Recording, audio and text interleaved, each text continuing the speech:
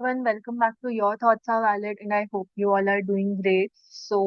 Today's video's topic is common elements in all psychotherapies.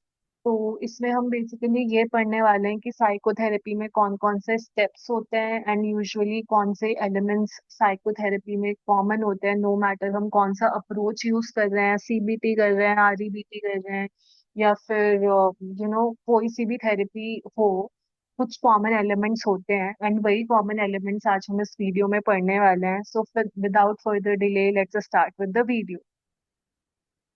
All good psychotherapeutic systems, irrespective of their theoretical underpinnings, and while they manifest some differences, employ these processes to a greater or lesser degree, whether they involve conventional dyadic insight approaches, manipulations of the patient therapist relationship और selected reinforcement of special aspects of behavior। ठीक है, तो जितने भी psychotherapeutic system होते हैं without considering कि उनका थ्योरेटिकल बेस क्या है या फिर like there would be some differences, like her approach different होता है बट लेकिन कुछ प्रोसेसेस काफी हद तक सेम होती हैं।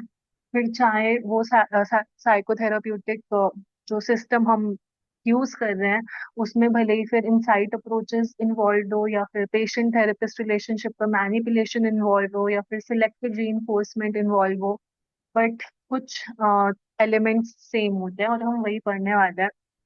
तो पहला है इंटरव्यूइंग प्रोसीजर्स।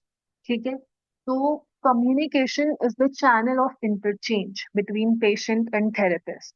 तो पेशेंट और थेरेपिस्ट के बीच में कैसे वो लाइक इंटरचेंज करते हैं चीजें, वो कम्युनिकेशन के थ्रू करते हैं। तो जो प्रैक्टिशनर है मतलब जो थेरेपिस्ट है must be able to subject the patient's communications to selective scrutiny, directing comments towards facilitating and constructively utilizing verbalizations। तो जो थेरेपिस्ट है वो पेशेंट को उसको पेशेंट का कम्युनिकेशन इस वे में डायरेक्ट करना होता है, लाइक सिलेक्टिव चीजें यूज करके या फिर ऐसे कमेंट्स दे के या फिर ऐसे क्वेश्चंस पूछ के जिससे कि एक जिससे कि कोर बिलीफ्स पता लग पाए या फिर एक मतलब उसको हम यूटिलाइज कर पाए, उस कॉन्वर्सेशन से कोई इंसाइट मिले। तो this involves an ability to employ language that is understandable to the patient. ठीक है, तो सबसे पहले तो पेशेंट को समझ में आना चाहिए कि थेरेपिस्ट बोल क्या रहा है या पूछ क्या रहा है, या फिर थेरेपिस्ट एम्पैथेटिक है या नहीं, अनकंडीशनल पॉजिटिव रिगार्ड प्रोवाइड कर रहा है या नहीं। तो वो सब इन्वॉल्व होना चाहिए। Then it includes an awareness of non verbal behaviour. ठीक है, कि हमें थेरेपिस्ट को बेसिकली नोटिस करना होता है कि नॉन वर्बल बिहेवियर भी नोटिस करना होता है।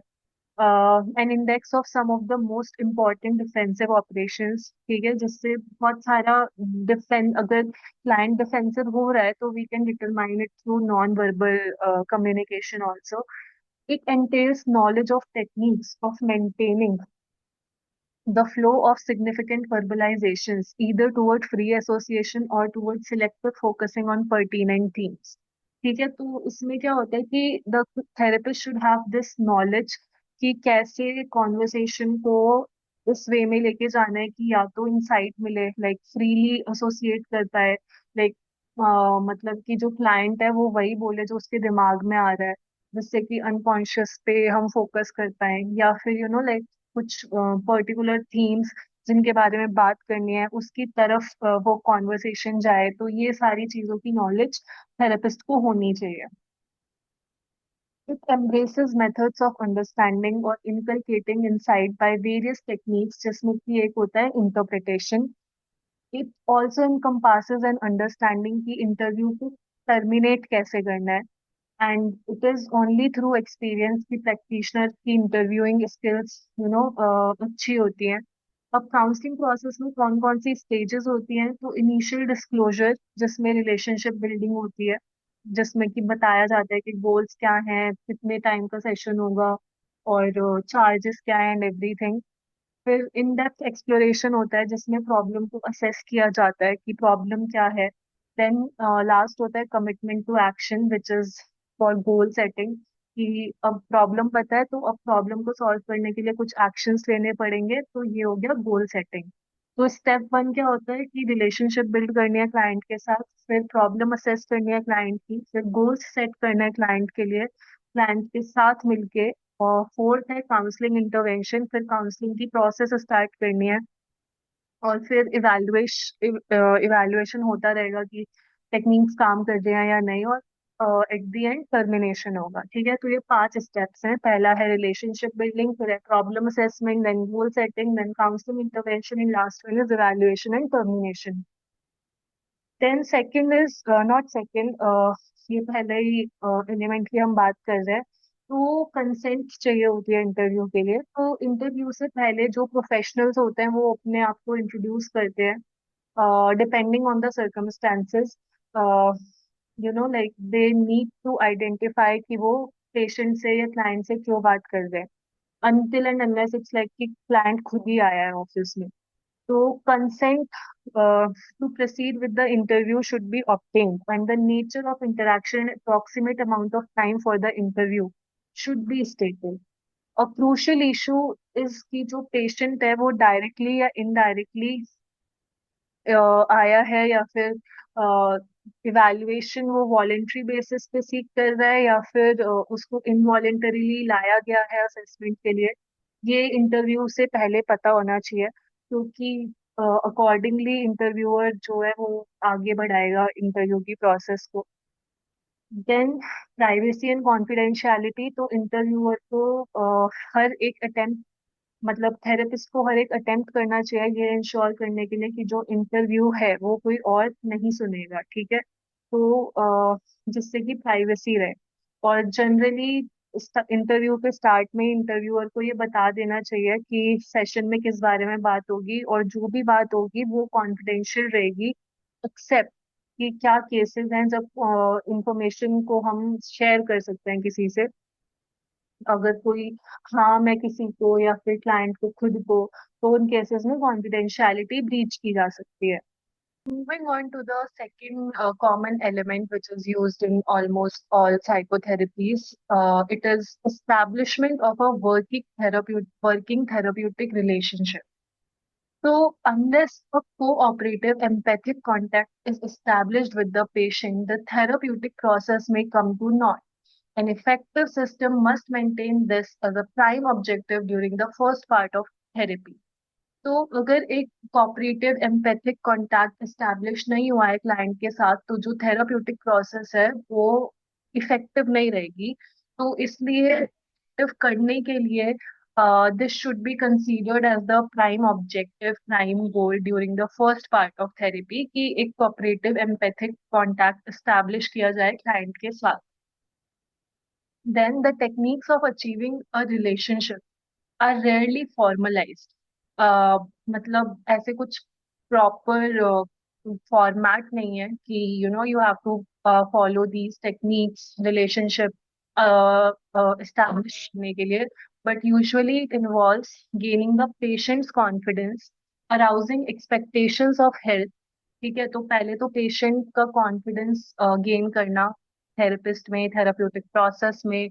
Then like arousing expectations of help also, therapist को जो भी लगता है कि प्रॉब्लम है वो कन्विंस करना पेशेंट को कि उन चीजों पे वर्क किया जाए, एंड मोटिवेट करना क्लाइंट को कि वो थेरेपी की कंडीशन एक्सेप्ट करे, और मिसकंसेप्शंस को क्लैरिफाई करना जो भी हो क्लाइंट को। Without a working relationship in reconstructive therapy, there can be no movement into the exploratory and working through phases of therapy.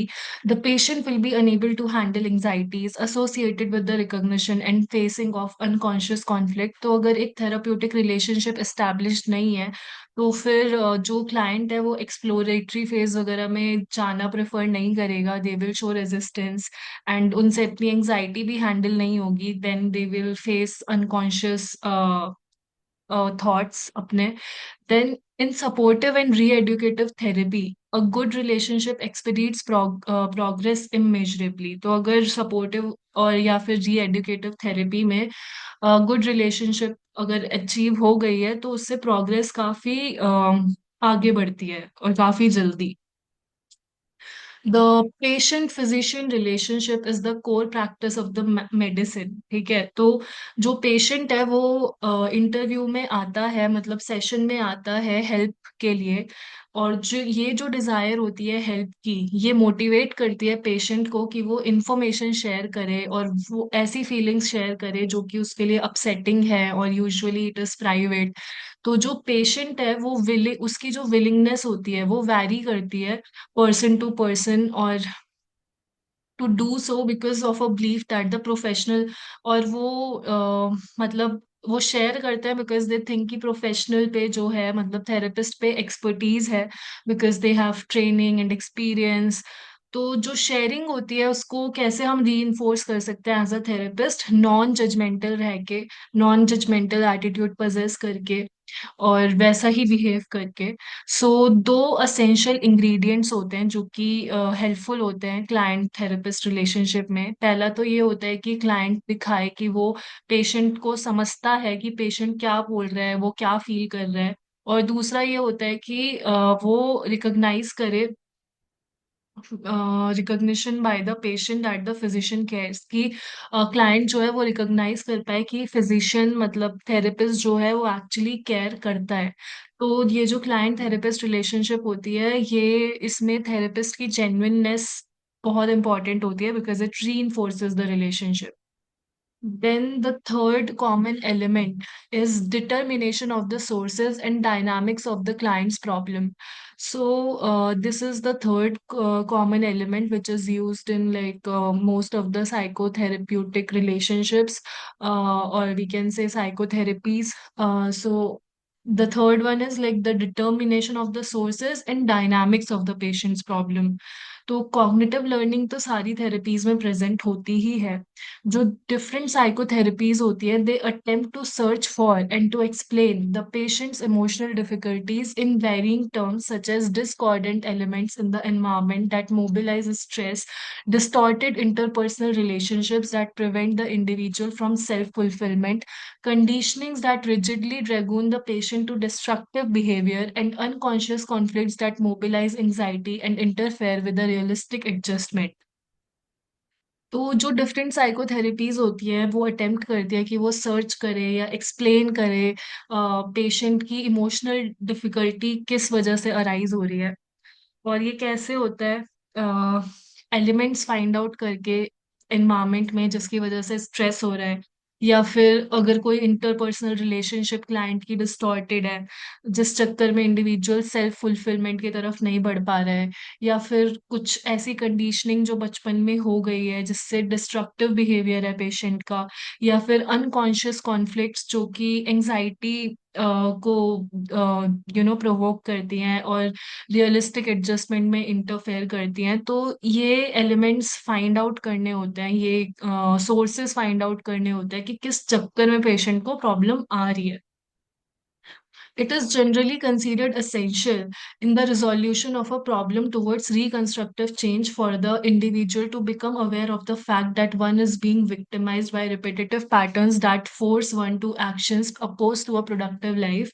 तो ये बहुत ही इंपॉर्टेंट होता है प्रॉब्लम सॉल्व करने के लिए कि इंडिविजुअल जो है वो ये उसको अवेयर कराया जाए कि इस चक्कर में प्रॉब्लम्स आ रही हैं, इस नेगेटिव थॉट पैटर्न के चक्कर में या कोई भी रिपीटेटिव पैटर्न के चक्कर में ये प्रॉब्लम्स आ रही हैं लाइफ में। ये जो पैटर्न्स होते हैं ये रिजिड होते हैं और कंपल्सिव होते हैं, मतलब कि बार बार करता है जो क्लाइंट होता है। ये लॉजिक के ये लॉजिक पे बेस्ड नहीं होते, mostly they are irrational. They make for an undermining of security and self esteem and for helpless expectations of injury that are registered in reactions of anxiety. तो basically ये anxiety से deal करने के लिए ये pattern develop होते हैं, but ये पैटर्न यूजुअली काफी डिस्ट्रक्टिव होता है नेचर में। जो फिजियोलॉजिक और साइकोलॉजिक मैनिफेस्टेशंस होते हैं एंजाइटी के, और जो मार्शलिंग होती है डिफेंसेस की, उस चक्कर में बहुत सारे सिम्टम्स आते हैं न्यूरोसिस के इंडिविजुअल्स में। और much of this dynamic turmoil goes on below the level of awareness, मतलब ये यूजुअली अनकॉन्शियस लेवल पे होता है, and it's recognition is opposed by the mechanisms of denial and repression that both safeguard the individual against anxiety and help to retain the neurotic gains residual in their preservation। ठीक है, तो usually लोग denial में रहते हैं या फिर repress कर देते हैं वो थॉट्स, जिससे कि उनकी एंजाइटी को हार्म ना हो, मतलब उनकी anxiety is like very low. तो अगर वो इन चीजों पे काम करेंगे तो उस टाइम पे एंजाइटी प्रवोक होगी। तो इस चक्कर में वो क्लाइंट्स एंगेज नहीं करना चाहते, वो यूजुअली डिनायल में रहते हैं या फिर दे यूज डिप्रेशन वाला defence mechanism. A variety of resistances operate to maintain this denial repression। ठीक है, तो बहुत सारे रेजिस्टेंस होते हैं जिसमें ये डिनायल रिप्रेशन शो होता है। जो इंडिविजुअल होता है हु इज बीइंग ट्रीटेड, उसको सिखाया जाता है, उसको टीच किया जाता है कि वो रिकॉग्नाइज करे पर्सनल ऑफेंसिव पैटर्न्स और उनके कॉन्सिक्वेंसेस, कि उनकी लाइफ में ये एक पैटर्न है और उससे इन चीजों पे असर पड़ता है। And the repudiated conflictual aspects of the psyche and the origins of difficulties in destructive past conditioning, कि मतलब बेसिकली कौन सी कंडीशनिंग जो है वो या फिर कौन से जो बिहेवियर्स हैं जो कि बचपन में ही डेवलप हो गए थे वो डिस्ट्रक्टिव है नेचर में। Awareness of stress sources and conflicts hopefully enables the individual better to challenge current maladaptive pattern. तो ये जब हम अवेयर हो जाते हैं कि स्ट्रेस किस वजह से हो रहा है, सोर्स क्या है, तो फिर हम अपने maladaptive बिहेवियर को चैलेंज करते हैं, अपनी ओल्ड वैल्यूज से लिबरेट होते हैं, रेक्टिफाई करते हैं डिस्टर्ब लाइफ सिचुएशन को with new modes of relating to people and to develop a more wholesome and realistic conception of the self. Supportive and re-educative therapies deal more with provocative reality factors in the here and now while attempting to correct faulty past learnings in line with goals of symptom alleviation and problem solving। तो supportive और re-educative therapy में provocative reality factors से deal किया जाता है present में, और attempt किया कि मतलब गोल क्या होता है कि सिम्टम को एलिवेट कर दिया जाए और प्रॉब्लम को सॉल्व किया जाए। The means by which the patient is brought to an awareness of problems and the extent of exploration of the unconscious will depend on the type of theoretical orientation to which the therapist has been exposed। तो मतलब it basically depends कि therapist कौन सा approach use कर रहा है, उसी पे डिपेंड करेगा कि कितना ज्यादा एक्सप्लोर किया है अनकॉन्शियस, या फिर कैसे क्लाइंट को बताना है कि उसकी मतलब अनकॉन्शियस के बारे में, अनकॉन्शियस थॉट्स के बारे में या अनकॉन्शियस डिफेंसेस के बारे में। बिहेवियरल थेरेपीज जो कि कंडीशनिंग थ्योरीज में रूटेड होती हैं वो ज्यादा इम्पोर्टेंस नहीं देती इनसाइट एक्विजिशन पे, वो फोकस करती है कि रीलर्न किए जाए मालअडेप्टिव बिहेवियर्स, मतलब दूसरे तरीके से कि उनको अडेप्टिव तरीके सिखा दिए जाए, तो उनका फोकस इनसाइट एक्विजिशन पे कम, टैक्टिक्स ऑफ रीलर्निंग पे ज्यादा होता है। But inherent in the techniques employed is a relationship between therapist and patient and the inevitable derivation of some insight as part of the corrective therapeutic experience। But कुछ insight तो provide करना ही होता है फिर चाहे वो कोई भी approach use कर रहे हो। Then moving on to the fourth common element, which is utilization of insight and understanding in the direction of change. Okay, utilization of insight and understanding in the direction of change. Effective psychotherapies acknowledge that understanding is not enough, that conditioned patterns of behavior do not allow themselves to be displaced so easily, and that various techniques must be implemented to produce change। तो effective psychotherapies ये acknowledge कर पाती है कि सिर्फ समझना problem को काफी नहीं होता, क्योंकि जो बिहेवियर है वो काफी कंडीशन पैटर्न है, एंड इट्स लाइक कि वो इतने इजीली हम चेंज नहीं कर सकते, बहुत सारी टेक्निक्स यूज करनी पड़ती हैं चेंज लाने के लिए। Techniques therefore are put into effect to create incentives for change, to deal with forces that block action, to promote problem solving and reality testing। तो टेक्निक्स को यूज किया जाता है जिससे कि चेंज आ पाए, जिससे कि हम उन फोर्सेस से डील कर पाए जिससे हम कुछ प्रोडक्टिव नहीं कर पा रहे हैं या फिर प्रॉब्लम सॉल्व नहीं कर पा रहे हैं, या रियलिटी टेस्टिंग, जिससे हम क्लाइंट को हेल्प कर पाए कि वो अपनी एंजाइटी को मास्टर कर पाए, investing normal life goals to correct remediable environmental distortions, to encourage adjustment to irremediable conditions, and to accept personal limitations and handicaps while fulfilling creative potential to the highest degree. तो behaviour therapies जो होती है वो focus करती है इस relearning dimension पे. Then there is another common element, resistance and the readiness for change. तो सारी ही in all forms of therapy, resistance will appear in stark or disguised forms and may block or destroy therapeutic progress. तो resistance तो usually सारे client show करते ही हैं, और usually ये stark या फिर disguised form में appear होता है, and this destroys therapeutic relationship. Despite the fact कि जो सफरिंग होती है वो इंटेंस होती है और जो सिम्टम्स होते हैं वो डिसेबल कर रहे होते हैं क्लाइंट को, जो क्लाइंट होता है वो रेजिस्ट करता है एक because like change is very uncomfortable. तो क्लाइंट के लिए बहुत मुश्किल होता है अपना पैटर्न चेंज करना. Toward this end, the efforts of even experienced therapists may be blocked. The client seems frozen into unreasonable bad habits that refuse to dissolve, and credit for failure may be ascribed to the impotence of the therapist and the worthlessness of the latter's methods. Resistance to change can paralyze all forms of therapy, and the capacity to recognize their subtleties and to deal with them constructively spell the difference in any psychotherapeutic endeavor between a therapeutic triumph or a debacle. So basically resistance एक therapy process को बिल्कुल खत्म कर सकता है, and और जो capacity होती है रिकॉग्नाइज करने की रेजिस्टेंस को और उनसे कंस्ट्रक्टिवली डील करने की, वही एक साइकोथेराप्यूटिक एंडीवर का रिजल्ट डिसाइड करती है कि वो सक्सेसफुल होगा या फेलियर होगा. An individual with reasonable readiness to move forward will seem to benefit from almost any situation or tactic that can be used constructively. और एक इंडिविजुअल जिसमें बहुत मोटिवेशन है आगे बढ़ने का, चेंज होने का, वो उस पे यूजुअली कोई भी टेक्निक वर्क कर जाएगी. Multiple obstructions in the form of resistance are apt to present themselves at every phase of treatment. तो बहुत सारे ऑब्स्ट्रक्शंस रेजिस्टेंस के फॉर्म में शो होंगे ट्रीटमेंट के हर एक फेज पे.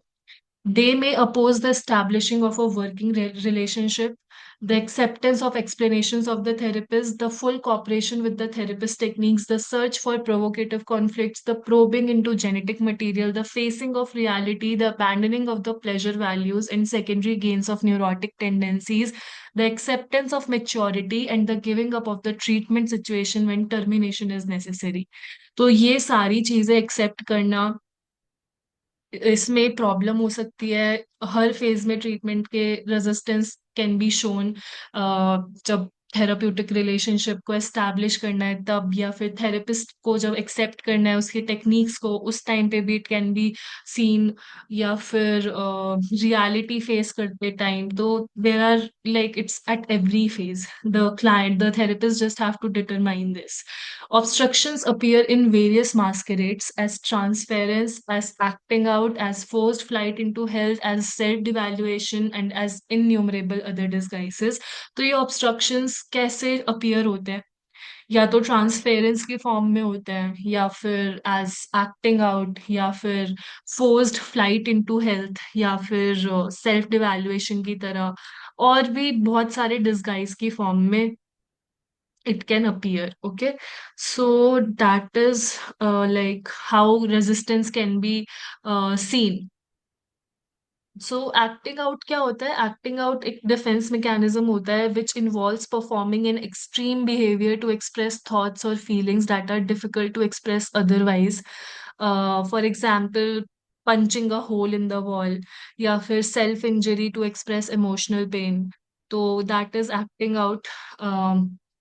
आई hope now you are aware कि एक्टिंग आउट क्या होता है. देन सेल्फ डिवैल्यूएशन, मतलब खुद की डीवैल्यू, खुद को डीवैल्यू करना। एंड देन देर इज, और भी बहुत सारे डिस्गाइजेस होते हैं। And what is the, yeah, the last point is the skill of the therapist is revealed by dexterity in recognizing and managing the resistive maneuvers of the patient. तो जो skill होती है थेरेपिस्ट की, वो reveal होती है, like it can be seen कि therapist कितना स्किल्ड है if they can reorganise and manage ये रेजिस्टेंस को इफेक्टिवली। फ्लाइट इनटू हेल्थ वाला जो ऊपर मेंशन किया गया है, ऑब्स्ट्रक्शन, इट्स, इसका मतलब होता है कि it is a term which is use to describe when a patient symptoms disappear early और when they suddenly claim to be fully recovered. ठीक है, कि वो अचानक से ठीक हो गए, तो ये भी रेजिस्टेंस ही होता है एक तरीके का। Then moving on, patient variables which are another common elements. Patient variables हमने इंट्रोडक्शन टू साइकोथेरेपी में भी पढ़ा था, सो यहाँ पे I am not going to talk about the types, but I will give just a brief introduction about patient variables. The expectations of the patient, the kinds of symptoms possessed, the attitudes and reactions to the therapist as an authority, as well as to the techniques being employed, and the intensity and persistence of childish distortions are among the most common factors that must be taken into account. ठीक है, कि patient की expectation क्या है, उनके symptoms क्या है, attitude क्या है, थेरेपिस्ट को लेके रिएक्शन क्या है एज एन अथॉरिटी, और टेक्निक्स कौन सी यूज होंगी, और इंटेंसिटी और परसिस्टेंस कितना है चाइल्डिश डिस्टॉर्शंस का। ये सारी चीजें एक थेरेपी स्टार्ट करने से पहले हमें अकाउंट में लेनी चाहिए। Perhaps of greatest importance is whether or not the patient will utilize the relationship with the therapist for objectives inimical to therapeutic goals। और सबसे ज्यादा इम्पोर्टेंस होता है कि पेशेंट चाहता है या नहीं यूटिलाइज करना इस रिलेशनशिप को थेरेपिस्ट के साथ गोल्स अचीव करने के लिए। We are we are all victims of past conditioning and habit patterns, some of which interpose themselves subtly on our present day adaptations. If a person as a child has been able to maintain identity only by resisting or fighting parental authority, there is no reason why we should not suspect that the individual will attempt to treat the therapist with similar defensive tokens. The presenting complaint may be depression and generalized anhedonia. We may find that a meticulous application of techniques fails to register marks on the patient's indifference. When we realize that our patient has an investment in maintaining detachment, that it has always served the patient as armor against being controlled and manipulated, that it does threaten anxiety and a thousand imagined hurts, we can see that efforts towards its maintenance have greater reinforcement value for the patient than the rewards we as therapists can proffer. There may be nothing faulty in our techniques, but psychological obstructions act as impenetrable barriers to our efforts. This is why a high level of motivation is so important in all therapies. ठीक है, तो अगर एक client आया जिसको depression है, या फिर like they are just not able to enjoy anything they use to, तो हम कितनी भी टेक्निक्स लगा लें और हम नोटिस करेंगे कि क्लाइंट में डिफरेंस नहीं आ रहा है, क्लाइंट बेटर नहीं हो रहा है, तो जब हम रियलाइज करेंगे कि जो क्लाइंट है वो डिटैच रहने में इस, लाइक वो उसका डिफेंस मैकेनिज्म है to stay detached with people, because it was like how he was condition. तो क्योंकि इससे क्या होता है कि उसको कोई मैनिपुलेट नहीं कर सकता, एंड एंजाइटी नहीं होती, और हर्ट नहीं होता।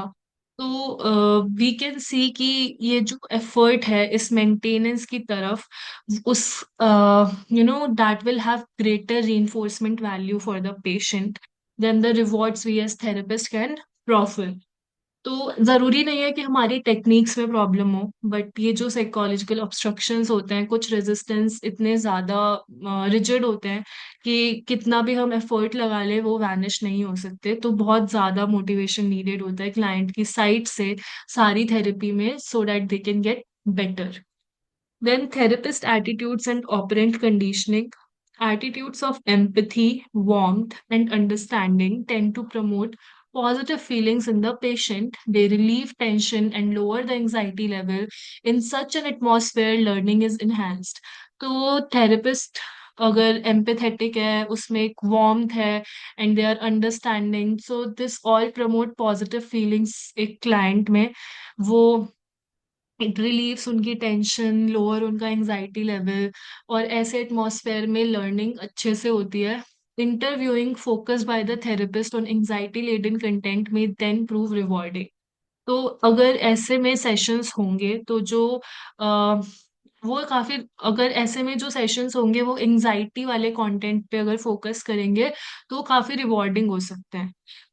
Thus, if dynamically oriented, the therapist will pursue and encourage the patient to explore zones that are usually resisted or repressed. ठीक है, तो थेरेपिस्ट एनकरेज करेगा क्लाइंट को कि वो एक्सप्लोर करे वो एरियाज जो कि उसे हर्ट करते हैं. Approbative responses, verbal and non-verbal from the therapist, reward the patient when repudiated material is prosecuted. तो इसका मतलब क्या है कि सॉरी एब्रोबेटिव रिस्पॉन्सेज जो कि वर्बल भी हो सकते हैं और नॉन वर्बल भी. एब्रोबेटिव का मतलब होता है कि जिससे हम एक्सप्रेस कर सके या शो कर सके अप्रूवल या फिर प्रेज. जैसे कि you might describe criticism as approbative if it takes a favourable turn. ठीक है, तो मतलब कि किसी भी तरीके से ये शो करना कि you are praising the client, चाहे फिर वो वर्बली हो या नॉन वर्बली हो, तो इससे जो पेशेंट होता है काफी रिवॉर्डेड फील करता है और थेरेपी काफी पॉजिटिव डायरेक्शन में जाती है. In addition to the temporary benefits of emotional catharsis, the patient learns that this material can be tolerated, and when placed it in the context of historical past, a revaluation may occur. और temporary benefits के साथ साथ मतलब emotional catharsis के temporary benefits के साथ साथ जो पेशेंट होता है वो क्या लर्न कर लेता है कि ये जो मटेरियल है अ, उसको टॉलरेट किया जा सकता है. और जब इसको जब हम प्लेस करेंगे इस मटेरियल को हिस्टोरिकल पास्ट के कॉन्टेक्स्ट में, तो एक रीवैल्यूएशन अकर हो सकता है. इमोशनल कैथारसिस क्या होता है? It is the process of releasing strong और suppressed emotions like anger, fear और अनरिजॉल्व ट्रॉमा, जिससे कि साइकोलॉजिकल डिस्ट्रेस को खत्म किया जा सके. तो जो कि हमने ऊपर पढ़ा था कि वो सब कुछ होता है अगर अप्रोबेटिव रिस्पॉन्सेज देता है थेरेपिस्ट.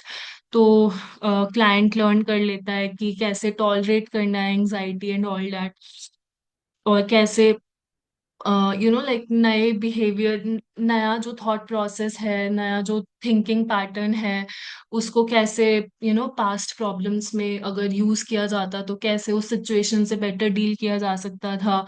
और जो शेड्यूल्स होते हैं सिलेक्टेड रीइंफोर्समेंट के, that foster the extinction of anxiety provoking past experiences and there present day associations. ठीक है.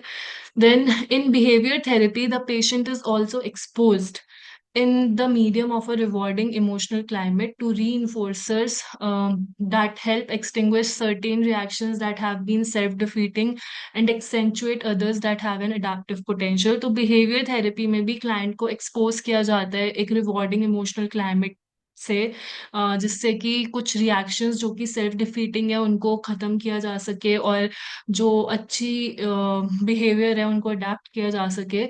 Symptom relief and the acquisition of constructive behavior patterns occur without the formality of insight. तो insight की जरूरत नहीं होती symptoms को better, like symptoms खत्म करने में या फिर कंस्ट्रक्टिव बिहेवियर पैटर्न को एक्वायर करने में ज्यादा इंसाइट की जरूरत नहीं पड़ती. Where interfering transference is not bypassed but dealt with firmly in terms of its genetic roots, and the patterns and defenses that it embraces are skillfully analyzed, it will tend to undergo negative reinforcement and extinction. The therapist relationship will then become a powerful corrective experience for the patient. और जो transference client show कर रहा है अगर वो जो interfering transference है उसको हम अगर लाइक इग्नोर ना करें और डील करें उससे फर्मली, उसकी जेनेटिक रूट्स समझ के कि ये ट्रांसफेरेंस किस अथॉरिटी फिगर को लेके है जो कि थेरेपिस्ट पे शो किया जा रहा है, पैटर्न समझ पाए या डिफेंसेस उसको एनालाइज कर पाए, तो फिर इससे क्या होगा कि नेगेटिव रीइंफोर्समेंट होगा और ये एक्सटेंट हो जाएगा ये जो ट्रांसफेरेंस है, और इससे ये थेराप्यूटिक रिलेशनशिप हेल्दी हो जाएगी. Nevertheless, in a considerable number of patients, the developing and unravelment of transference can be most facilitating of extensive personality alterations. तो बहुत सारे पेशेंट्स में जो डेवलपमेंट होता है या अनरिवेलमेंट होता है ट्रांसफेरेंस का, वो बहुत फैसिलिटेट करता है एक्सटेंसिव पर्सनालिटी चेंजेस को. Behavior therapies, while remarkably effective in promoting symptomatic improvement and behavior change, cannot approach the depth of reconstructive personality change possible in selected patients exposed to dynamic therapy with trained psychotherapists whose personality structures contain the proper ingredients of warmth and understanding, and who know how to deal with transference and counter transference. तो behaviour therapy is although बहुत ही remarkable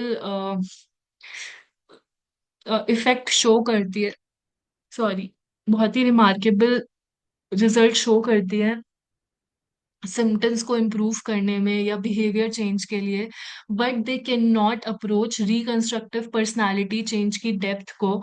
मतलब अगर किसी की personality में change लाना है, personality में प्रॉब्लम है, अ, तो उन पेशेंट्स के लिए वो साइकोथेरेपिस्ट, वो ट्रेन्ड साइकोथेरेपिस्ट आर बेटर, जो कि जिनमें वार्मथ है, अंडरस्टैंडिंग है, और जिनको डील करना आता है ट्रांसफेरेंस और काउंटर ट्रांसफेरेंस से. Psychotherapists generally practice preferred methods that over the years have yielded enough triumphs to reinforce faith in their powers. A highly discriminating process generally takes place as therapists gain experience and find that certain theories and special techniques seem effective in their hands. So, as a therapist, while you are practicing, you realize कि यार ये जो technique है ये बहुत लोगों पे work करती है, तो we kind of you know realise कि इसको हम ज्यादा यूज करेंगे तो एक थोड़ा सा बायस आ जाता है. So that is there. Then moving on to the counter transference, the prejudiced responses of the therapist to the patient, positive or negative, may interfere with the latter's getting well. अगर एक थेरेपिस्ट के जो responses है वो prejudiced हैं, फिर चाहे वो पॉजिटिव वे में या नेगेटिव वे में, तो वो क्लाइंट की ग्रोथ में इंटरफेयर करेंगे. Where a therapist is victimized by feelings over which he or she has little control, such an individual may not be able to apply techniques with a proper measure of disciplined objectivity. अगर एक therapist victimise हो गया है अपनी feelings को लेके जो कि क्लाइंट की तरफ है, चाहे पॉजिटिव या नेगेटिव, तो कोई भी टेक्निक अप्लाई कर ली जाए, उससे हम मतलब टेक्निक्स को हम एक प्रॉपर मतलब ऑब्जेक्टिवली नहीं अप्लाई कर पाएंगे क्लाइंट्स पे. For example, a therapist repulsed by homosexuality is not the preferred resource for an individual pursuing a non-heterosexual lifestyle. तो अगर जो एक थेरेपिस्ट है जो कि होमोसेक्सुअलिटी में लाइक उसको एक for example, I am just saying it for example, कि वो मतलब रिपल्स हो जाता है बेसिकली होमोसेक्सुअलिटी से, तो उसको प्रेफर नहीं किया जाएगा एक ऐसे इंडिविजुअल के लिए जो कि homosexual है.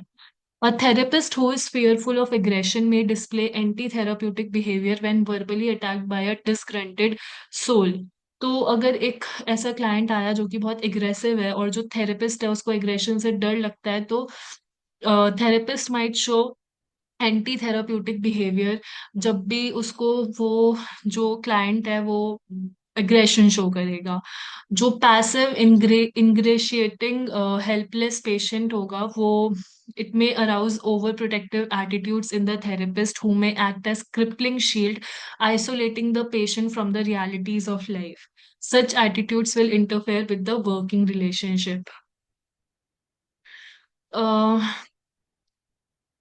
तो इससे क्या होगा, जो पैसिव है, हेल्पलेस क्लाइंट है, वो ओवर प्रोटेक्टिव एटीट्यूड को अराउज कर सकता है एक थेरेपिस्ट में, जो कि बेसिकली एक शील्ड की तरह एक शील्ड की तरह एक्ट करना स्टार्ट कर दे, जिससे कि जो पेशेंट है उसको वो रियलिटी से ही काफी आइसोलेट कर देगा। तो ऐसे एटीट्यूड जो है वो इंटरफेयर करेंगे थेराप्यूटिक रिलेशनशिप में। इन कॉन्ट्रास्ट, काउंटर ट्रांसफेरेंस को हम यूज भी कर सकते हैं। अ, अगर उसको हम करेक्टली यूज करें तो ये एक इम्पॉर्टेंट इंडिकेटर होता है नॉन वर्बलाइज्ड एटीट्यूड्स का और फीलिंग्स का, that are being projected on the therapist and thus prove helpful in understanding client का कॉन्फ्लिक्ट्स और needs. And last one is termination of therapy. The termination of all types of therapy is best handled in a planned way and not left to chance. An analysis of any obstructive dependency elements in the therapist patient relationship is part of this process. The patient is generally induced to shoulder the bulk of probings into personal problems and to take total responsibility for his or her plans and activities. Independence and assertiveness are goals toward which the patient is encouraged. The patient is prepared for possible relapses and reminded that should any symptoms return, the tools of self-understanding acquired in therapy should help him or her regain equilibrium. So this was about the termination. So these were some of the common elements which are used in all psychotherapies. कितने थे, हमने कितने पढ़े? तो पहला क्या था? पहला था इंटरव्यूइंग प्रोसीजर, ठीक है। फिर दूसरा था establishment of a working therapeutic relationship. तीसरा था determination of the sources and dynamics of the patient problems. चौथा था utilisation of insight and understanding in the direction of change. पांचवा था resistance and the readiness for change. Then sixth था patient variables. Seventh था therapist attitudes and operant conditioning. Eighth था counter transference और ninth था termination of therapy. And I hope ये सारे elements clear हैं। And that was it for today's video. If you have any doubt, please do ask in the comment section. And thank you so much for watching the video.